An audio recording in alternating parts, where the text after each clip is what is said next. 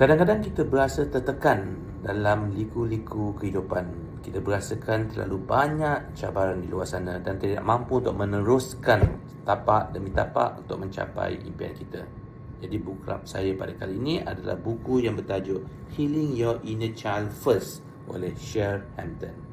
Inner child bermaksud jiwa-jiwa anak kita ketika kita masih kecil. Bagaimana perasaan kita, bagaimana emosi, bagaimana minda kita, bagaimana pengalaman kita ketika kita masih kecil. Jadi setiap daripada kita mempunyai pendidikan yang berbeza. Jiwa-jiwa anak inner child yang berbeza. Ingatkan keseronokan, ingatkan bahagia, ingatkan tidak ada perasaan takut langsung, tidak ada ekspektasi dan pelbagai lagi. Dan ada juga trauma dalam diri kita ketika kita masih kecil. Jadi inilah yang ingin ditekankan oleh penulis, iaitu trauma yang berlaku pada diri kita ketika kita masih kecil lagi. Your inner child. Itu cara penulis di sini untuk bagaimana kita healing your inner child.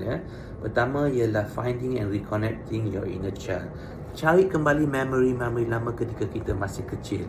Apakah pengalaman-pengalaman yang kita lalui ketika itu, dan sambungkan semula naluri kita ketika kita masih kecil lagi. Emotional and psychological trauma. Apakah trauma-trauma yang kita lalui sebelum itu? Adakah kita dimarahi, dipukul, dilakukan sesuatu yang kita berasakan satu trauma yang menyebabkan kesukaran untuk kita melalui perjalanan yang begitu liku sekali. Breaking free from negative childhood patterns. Setelah kita dapat mengesan kita punya psychological trauma, kita kena ada cara untuk break free daripada psychological trauma tersebut.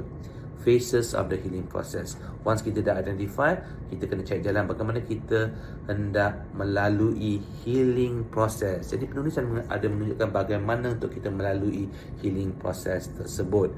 Banyak akan bercakap di depan cermin contohnya, meluahkan emosi perasaan kepada orang yang kita percayai. Jadi ada beberapa perkara yang kita harus lalui untuk kita sembuhkan kembali healing process of the inner child. Letting go of the past. Lupakan perkara yang lepas. Kita kena tahu bagaimana kita melepasi the past dan pandang ke hadapan. Feeling worthy. Kita harus berasa bahawa diri kita ini ada sesuatu yang berharga. It's worthy. Kita mampu melakukan yang terbaik dan tak ada orang boleh merasakan diri kita ni lemah atau rendah. Tak langsung rumusannya, buku ini dapat membantu anda dalam melalui fasa-fasa hidup ataupun liku-liku kehidupan dari segi aspek emosi maupun mental. Ringkas, mudah dibaca, hanya 138 muka surat. Healing Your Inner Child First.